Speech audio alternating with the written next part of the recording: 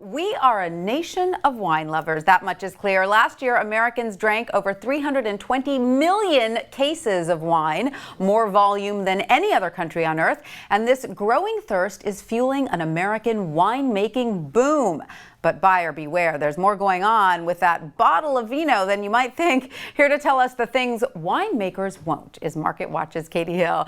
Catey, great to see you. Thanks for being here. So just to be clear, we're drinking more wine in volume than any other country, but the per person consumption, we're still down the list. France still wins. Per person, the French have us covered. As it should. We drink more. That's right, we drink more. I love it. When it comes to the cases. I love it. And so, of course, this means wine sales are up, and this means lots of people are trying to get in on the action.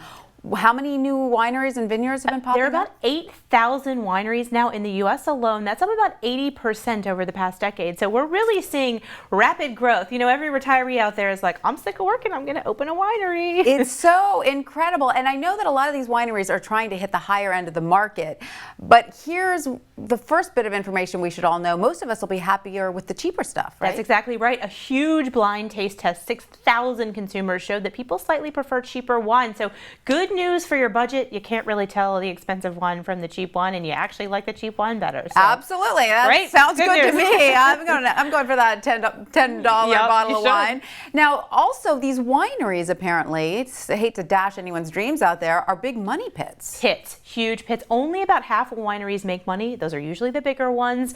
It often costs $750,000 or more just to start. So, because you got to buy the vineyard, the land's expensive, the equipment, like it's just such a huge cost, only to not really return that much money. I mean, there's just so many different choices. Consumers are overwhelmed. It's hard to get in stores. There are hurdle after hurdle, so if you have a lot of money and this is a vanity project, great. But if you're like the rest of us, probably stay clear. Don't quit your day job to open a vineyard. Not do that. That's the number one piece of advice, people. Right. And so also, though, consumers should know that some of the stuff in these bottles of wines is sort of surprising. Fish bladder? Yes. So a lot of the weird ingredients, fish bladders, crustacean skeletons, clay, egg whites, these are what's called fining agents. So you know how you hold up your glass of wine and it's beautiful and clear and there's no sediment? They use additives like this, which are called fining agents, to pull out those kind of the sediment that's just left over from making wine.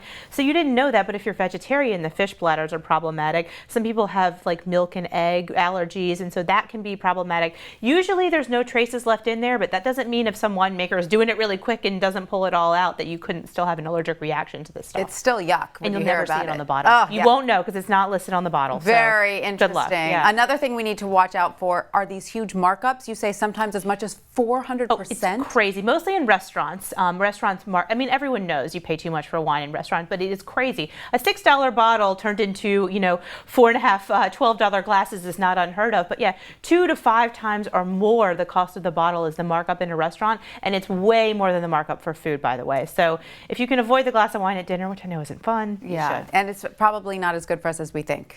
Yes, this is another shocking thing. So there's the longevity thing is being called into question. It can actually up your risk of stroke, and your teeth enamel. It erodes it away. So it's healthy, but not as healthy as you think. That's right. Sorry, guys. Thank you so much. Thank you.